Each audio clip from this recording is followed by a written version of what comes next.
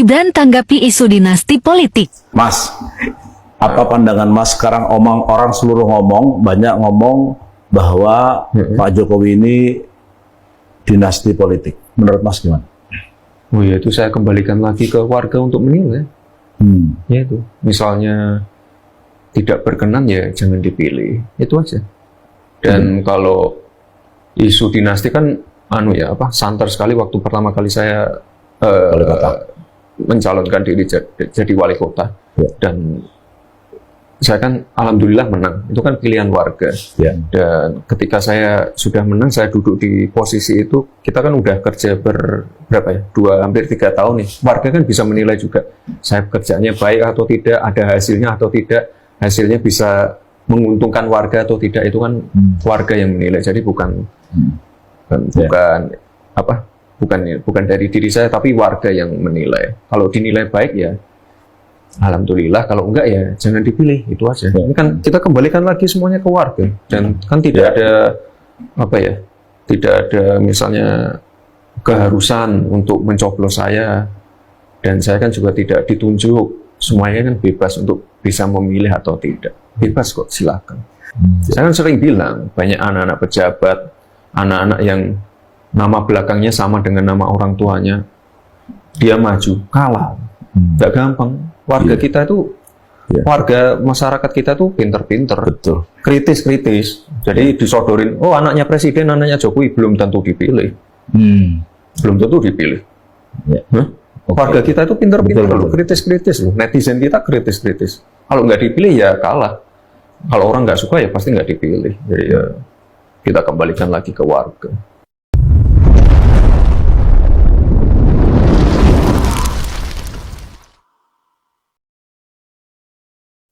Gibran Rakabuming Raka akhirnya angkat bicara soal isu dinasti politik.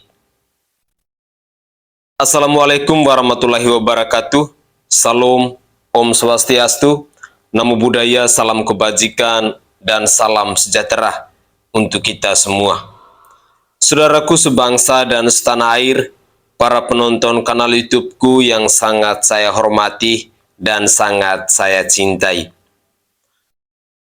Akhir-akhir ini di media sosial ramai berbicara soal politik dinasti. Politik dinasti ini ramai dibicarakan semenjak Presiden Joko Widodo dituduh telah meloloskan Gibran Rakabuming Raka lewat Mahkamah Konstitusi, yang kebetulan Ketua Mahkamah Konstitusi ini adalah paman dari Gibran Rakabuming Raka, untuk Mas Gibran bisa menjadi cawapres dari Bapak Prabowo Subianto. Persoalan Gibran Rakabuming Raka menjadi cawapres di usia 36 tahun ini dinilai bahwa Mahkamah Konstitusi telah mengobrak-abrik aturan konstitusi. Inilah polemik yang terjadi hari ini. Sampai-sampai ahli hukum tata negara pun ikut bicara, guru-guru besar pun ikut bicara, dan masih kita temukan mahasiswa yang turun aksi untuk memaksa agar Anwar Usman yang adalah ketua MK ini harus dicopot dari jabatannya. Kembali lagi ke jawaban dari Gibran Rakabuming Raka ini, bahwa isu politik dinasti ini sudah santer dibicarakan sejak beliau maju sebagai wali kota Solo. Dalam jawaban singkat yang diberikan oleh Gibran Rakabuming Raka tadi, dia mengatakan bahwa semuanya kembali ke rakyat. Rakyat yang menilai, rakyat yang memilih. Saudara, pada saat ini kita pastinya akan menunggu keputusan terakhir dari MK-MK atau Majelis Kehormatan Mahkamah Konstitusi yang akan mengambil keputusan ini pada tanggal 7 sampai 8 November 2023 nanti. Apakah seorang Gibran Rakabuming Raka akan tetap menjadi sebagai cawapres dari Prabowo Subianto, ataukah Gibran akan gagal maju sebagai cawapres dan harus digantikan oleh orang lain? Mari kita tunggu bersama-sama jawaban seperti apa yang akan kita terima dari MK-MK pada tanggal 7 atau 8 November 2023 nanti. Dalam beberapa menit ke depan, saya juga ingin menyajikan cuplikan-cuplikan video ke hadapan pemirsa sekalian tentang tanggapan dari netizen berkaitan dengan Gibran Rakabuming Raka dan juga keputusan dari MK ini. Mari kita simak bersama-sama. Terdengar sangat menggelitik ketika terminologi politik dinasti digembar-gemborkan oleh para politisi dan intelektual, karena tidak mungkin mereka tidak tahu apa itu politik dinasti secara terminologi. Politik dinasti itu sangat relevan dengan sistem kerajaan, sistem yang memungkinkan kekuasaan itu diturunkan atau dialihkan secara turun-temurun berdasarkan ikatan darah. Contoh yang paling nyata adalah Korea Utara, tapi tidak relevan lagi dalam konteks negara demokrasi seperti Indonesia. Karena dalam sistem demokrasi, setiap orang berhak dipilih dan memilih, sehingga memungkinkan adanya proses seleksi dan rekrutmen yang dilakukan oleh partai politik berdasarkan hitung-hitungan politik. Namun tetap saja, hasilnya akan ditentukan oleh suara rakyat melalui pemilu. Ini kuncinya. Jadi, sangat irrelevan dan sangat berlebihan jika terminologi politik dinasti itu digembar-gemborkan di Indonesia. Logikanya sederhana, proses kekuasaan itu terjadi dalam dinamika partai. Namun, hasil kekuasaan itu tetap ditentukan oleh suara rakyat. Kalau hari ini proses dan hasil kekuasaan itu ditentukan di meja makan keluarga, tanpa mekanisme yang demokratis, tanpa rekomendasi partai politik, tanpa proses pemilu, maka bisa dipastikan itulah dinasti politik. Tapi kenyataannya kan tidak begitu. Jadi, tidak perlu playing victim dan cuci tangan atas kotoran yang telah lama menempel, apalagi menggunakan diksi, bocah ingusan, bocah kemarin sore. Ini pertanda sudah tidak adil semenjak dalam pikiran, lalu malahan menuntut untuk dihargai tanpa menghargai dan merasa dihianati. Aku tuh bingung setiap buka sosial media, Ibu Puan Maharani lagi, Ibu Puan Maharani lagi, PDIP lagi, pendukungnya Ganjar dan lain-lain, ngebahas soal cawapresnya anak muda namanya Mas Gibran. Gue mikir gitu, kalau Mas Gibran ternyata jadi wakil presidennya Ganjar, kayaknya nggak bakal dimasalahin kayak gini deh.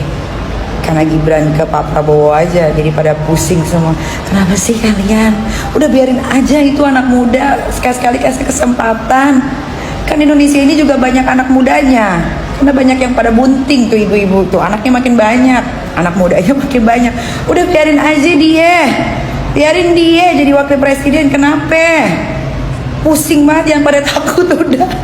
Udah nanti kan yang menentukan masyarakat juga kok. Pakai segala di apa namanya, dituntut 70 miliar lah MK. Banyak udah MK dituntut 70 miliar, yang nuntut fraksi PDIP juga. Kan gue jadi bingung ya, sebenarnya ini negara gue kenapa sih gitu? Bukannya orang bebas aja ya, mau nyalonin, mau jadi wakil presiden kek, mau jadi presiden, bebas aja, yang penting ada isi otaknya. Kenapa sih pada pusing banget? Udah lagi Palestina, Israel, sekarang PDIP.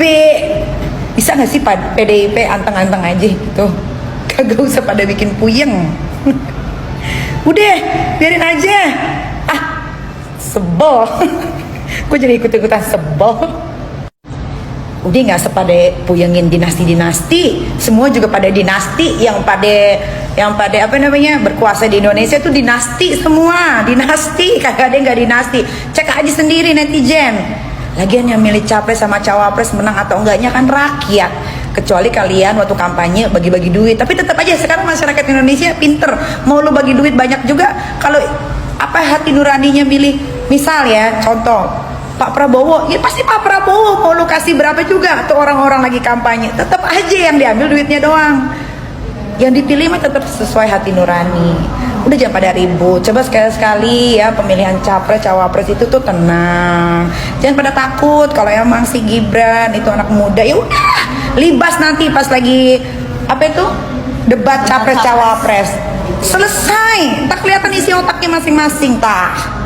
Itu tah, itu. Prabowo Gibran.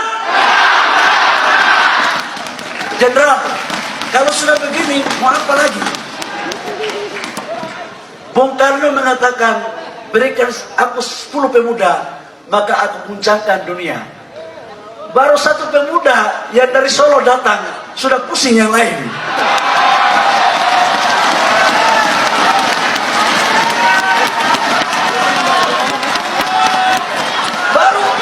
Baru dari Solo dikirim sudah pusing. Apalagi kalau saya kirim dari Papua, dari Maluku, dari Sulawesi, dari Kalimantan, dari Sumatera, dari NTT, dari NTB. Mungkin yang lain pikir, bagaimana ya?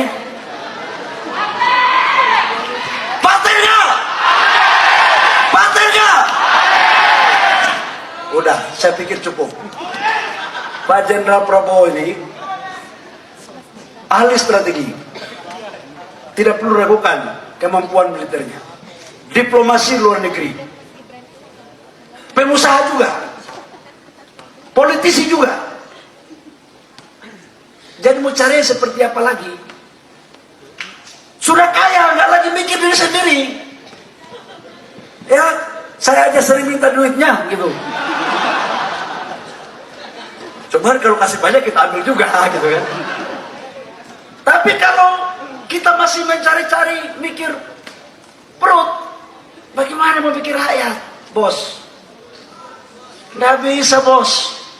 Pemimpin itu harus sudah selesai dengan dirinya sendiri, baru memikirkan rakyat dengan baik. Padahal tanpa Pak Jokowi orang ini dua nggak bisa mimpin.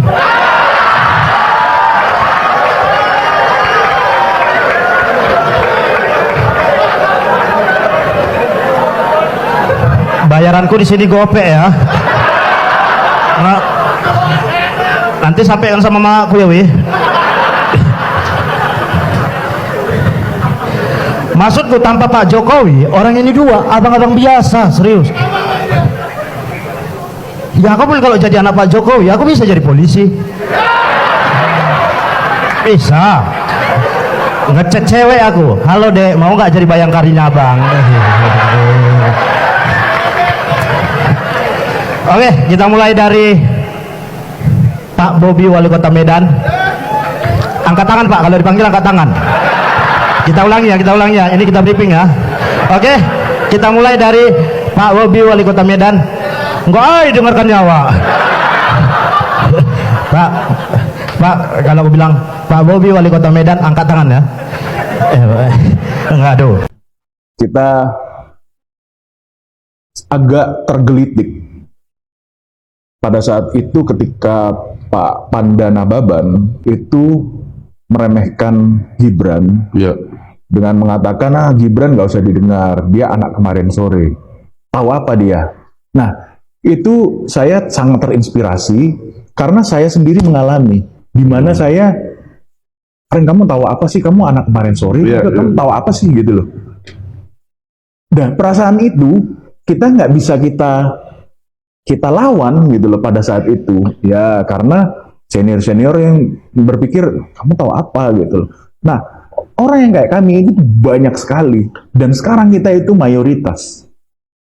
Dengan adanya Gibran akhirnya terpilih menjadi cawapresnya Pak Prabowo, itu menunjukkan bahwa kita punya kesempatan nih untuk menunjukkan diri kita siapa. Untuk kita juga mencintai Indonesia, kita juga mencintai bangsa dan negara kita. Tapi tolong dong percayai kita, punya keyakinan terhadap kita bahwa kita juga mampu merubah bangsa ini menjadi bangsa yang lebih baik. menjadi pemerintahan yang lebih baik. Seperti itu. Berangkat dari situ, saya melihat kenapa tidak anak-anak kemarin sore ini, orang-orang yang selama ini tidak pernah didengarkan, orang-orang yang selama ini diremehkan, yuk kita kumpulkan dan kita berjuang untuk kampanye Gibran. Karena saya yakin orang-orang seperti saya itu banyak dan kita itu kreatif semua. Karena selama ini tidak diberi ruang saja. Segala macam cara dilakukan, semua upaya mereka kerahkan untuk menghalau dan menggagalkan Gibran Rakabuming Raka. Kenapa? Karena Gibran Rakabuming Raka terlalu berbahaya apabila dibiarkan. Dia akan terus bergerak dan akan terus mendulang kekuatan, akan terus meraih simpatik, dan yang paling terpenting, dia akan mampu merangkul anak muda se-Indonesia yang jumlahnya 52% penyumbang suara tahun 2024. Wow, 127 juta suara. Apabila mampu dievakuasi oleh Gibran 80% saja, maka itu cukup untuk memukul mundur lawan-lawannya. Dan ini sangat berbahaya. Sehingga seluruh cara dilakukan, seluruh kekuatan dikerahkan hanya untuk menghalangi anak kemarin sore ini. Tapi ingat satu hal, bahwa kami, ya, para pendukung, para relawan, terutama kami di GP08, kami menonton semua ini. Kami sedang membiarkan kalian melakukan semua cara untuk menghalang-halangi dan menghalau.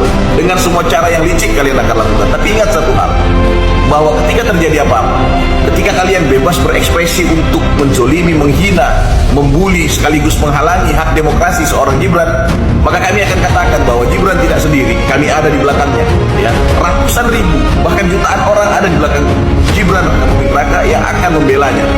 Kami pastikan, jika terjadi sesuatu dengan cara-cara licik yang kalian lakukan terhadap Gibran, maka kita akan berhadapan-hadapan. Saya pastikan GP08 akan turun ke jalan dengan kekuatan full, dan kita akan bertarung, dan kita akan melihat siapa sebenarnya yang licik, siapa sebenarnya pengkhianat bangsa ini, siapa sebenarnya orang-orang yang bermain di balik semua ini dan merusak eksistensi demokrasi di bangsa ini. Ya, cukup sudah. Kami GP08 adalah barisan pembela Pak Prabowo. Kami ingin mengatakan bahwa jika kalian senantiasa bicara tentang pengkhianatan, maka Pak Prabowo adalah orang yang senantiasa dikhianati berkali-kali, dan itu oleh kalian sendiri. Tapi kami menganggap itu hal yang biasa saja, karena dalam politik semua cara bisa ditempuh, semua metode bisa dilakukan, dan kami mengira kalian sudah memahami itu.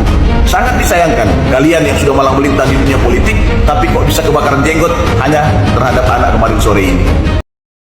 Pertama saya harus bilang bahwa MK ini harus dikritik juga.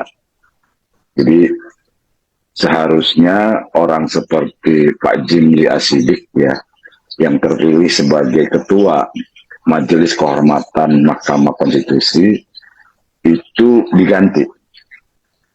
Jadi kenapa saya bilang begitu? Karena memang data dan fakta yang tersebar di masyarakat atau di publik itu sudah sangat jelas bahwa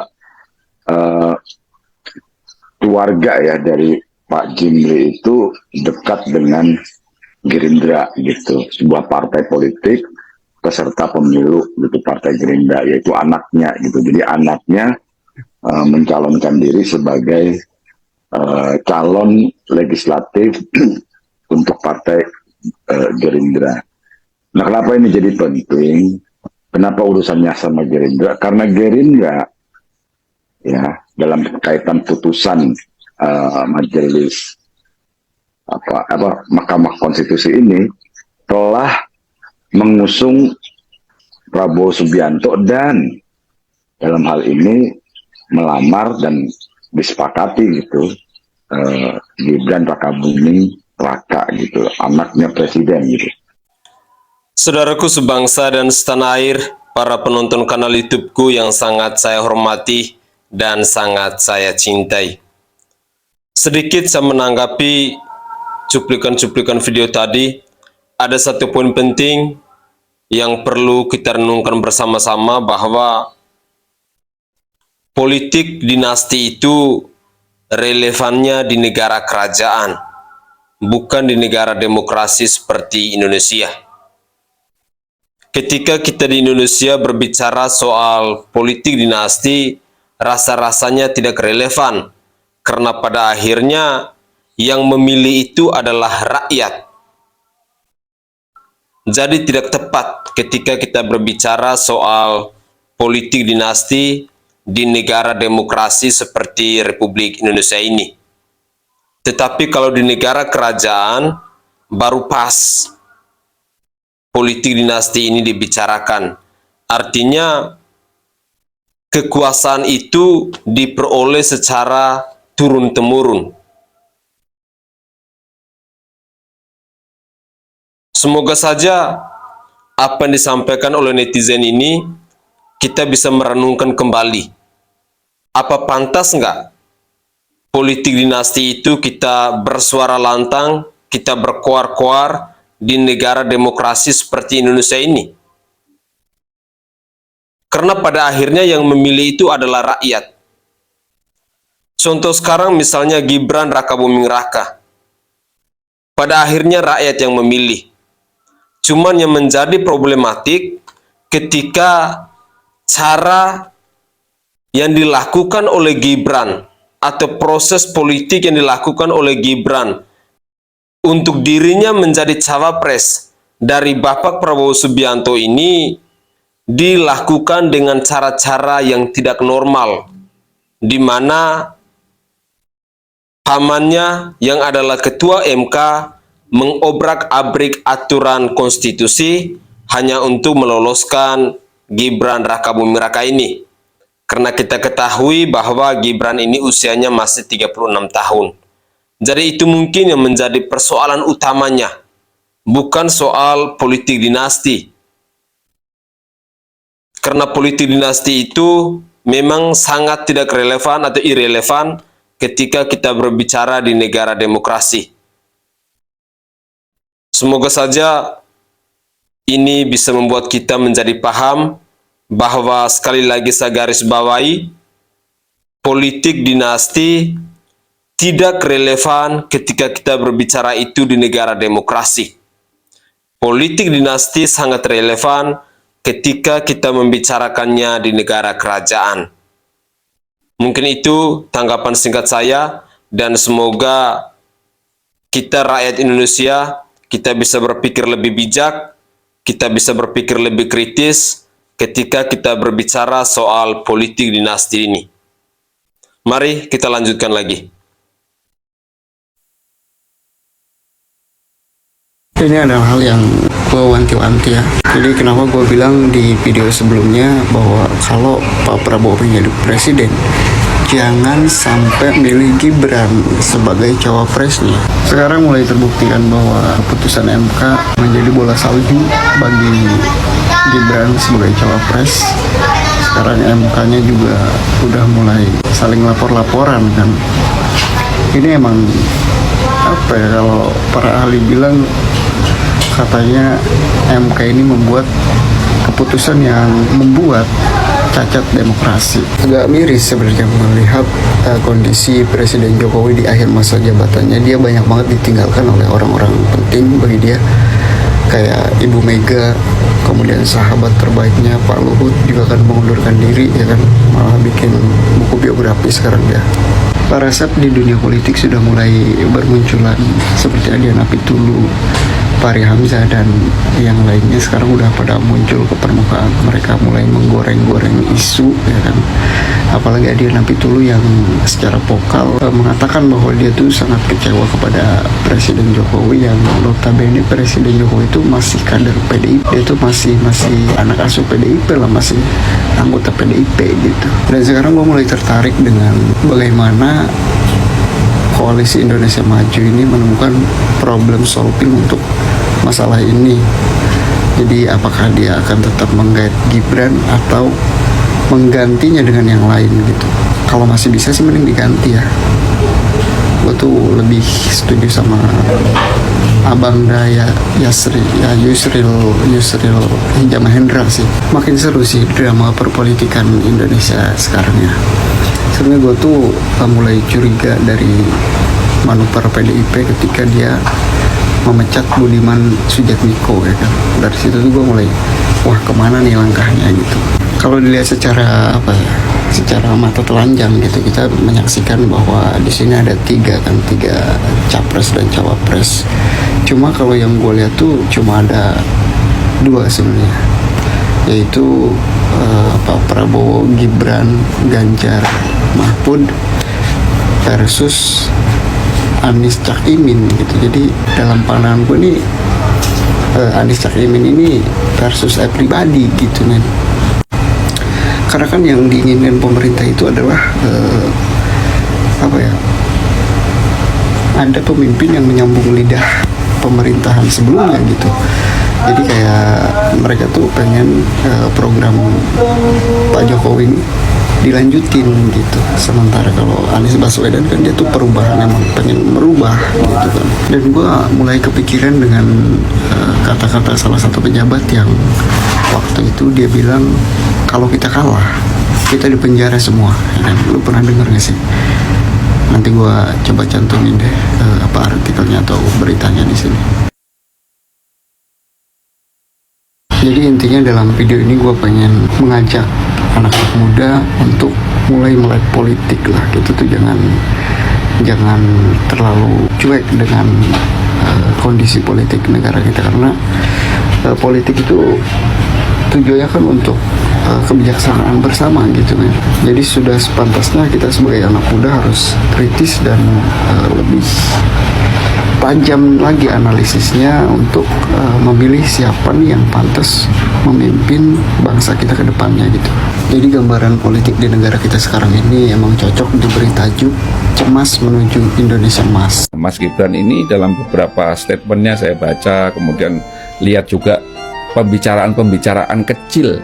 Ini bukan pembicaraan besar, pembicaraan kecil di kota Solo. Memang inovasi-inovasi yang dilakukan sangat luar biasa. Jadi ya kebetulan aja dia kemudian baru 2 tahun, lalu kemudian ini anak presiden, lalu jadikan isu. Namanya politik lagi kompetisi seperti ini, nggak ada yang nggak dijadikan isu. Ya itu ya isu, ya itu yang saya bilang. Tapi kawan satu ini cukup tough terhadap persoalan-persoalan tekanan. Nggak mudah gitu sebagai anak presiden, lalu kemudian mendapatkan cercaan seperti itu, nggak mudah buat saya. Dia tetap bisa stay seperti ini, dan maaf, yang terakhir itu bahwa dia tidak minta perlindungan kepada partai politik koalisi manapun yang ada di dalam koalisi ini. Dia tetap stay dan dia menunggu aja seperti apa sikapnya PDI Perjuangan. Ini luar biasa menurut saya. Jadi walaupun kali ngantri kali partai-partai politik yang hari kalau dia mau bergabung, mau siap-siap aja kita bergabung. Tapi kan lihat, tetap santun, tetap menghadapi permasalahan itu dengan baik, dan juga tidak diambil hati. Ya dia lihat kalau memang untuk keputusan organisasi dia diberhentikan dari PDIP ya baru dia mungkin akan ada langkah lanjutan. Tapi sampai dengan hari ini kan tidak ada satupun partai di dalam koalisi yang dipilih ya, Mas Gibran. Tenang saja. Si bocil Gibran itu hanya berstatus cawapres, belum tentu juga dia kepilih. Kenapa kalian ribet sih? Ya biarin aja, itu kan hak politik seseorang. Itu kan bagian dari demokrasi politik. Ada anak muda yang mau maju. Kalau kalian gak suka atau merasa ragu dengan kemampuan Gibran, yang gak usah dipilih. Kenapa kalian ribet-ribet sih? Atau memang kalian udah yakin bakalan kalah ya? Makanya ngejegal Gibran dari sekarang, hah? Apa yang salah dari Gibran sebagai anak presiden? Kan tidak ada yang salah. Kita ini tidak pernah memilih dilahirkan oleh siapa.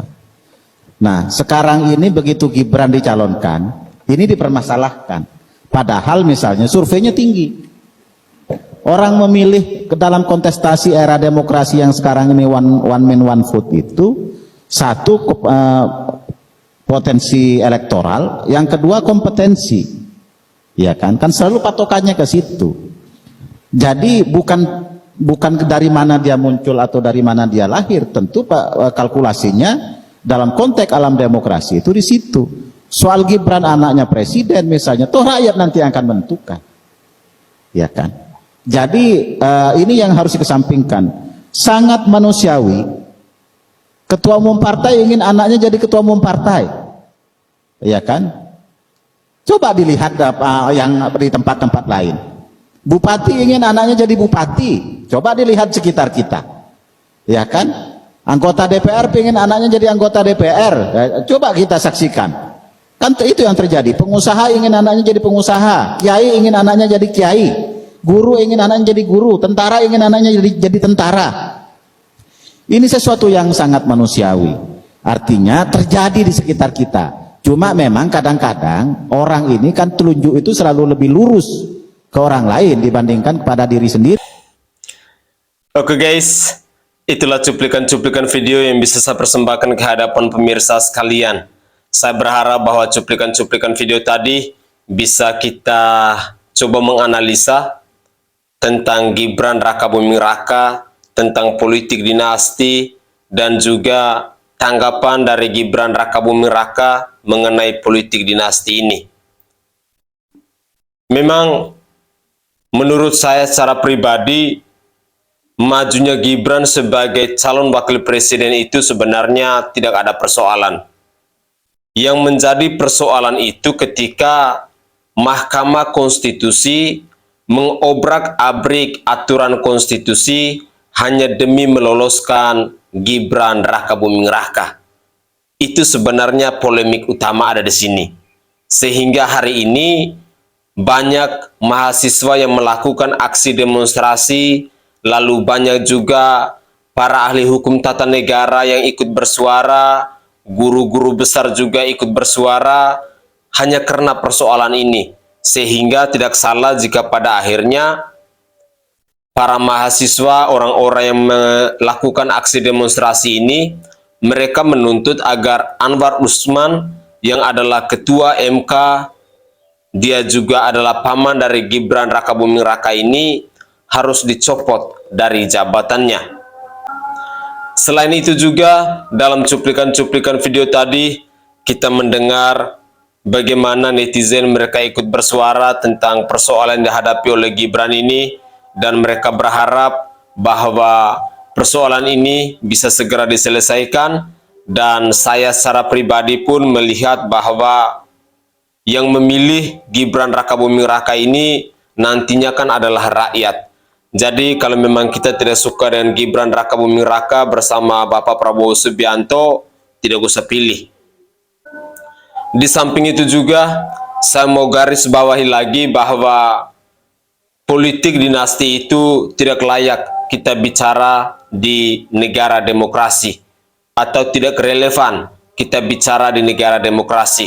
Karena politik dinasti itu lebih tepat ketika itu dibicarakan di negara kerajaan, karena jabatan atau kekuasaan diperoleh itu secara turun-temurun. Mungkin itu saja tanggapan singkat saya. Semoga saja cuplikan-cuplikan video tadi bisa berguna bagi kita dan bisa menambah wawasan kita dalam dunia politik. Saya Sainai dari Provinsi Nusa Tenggara Timur.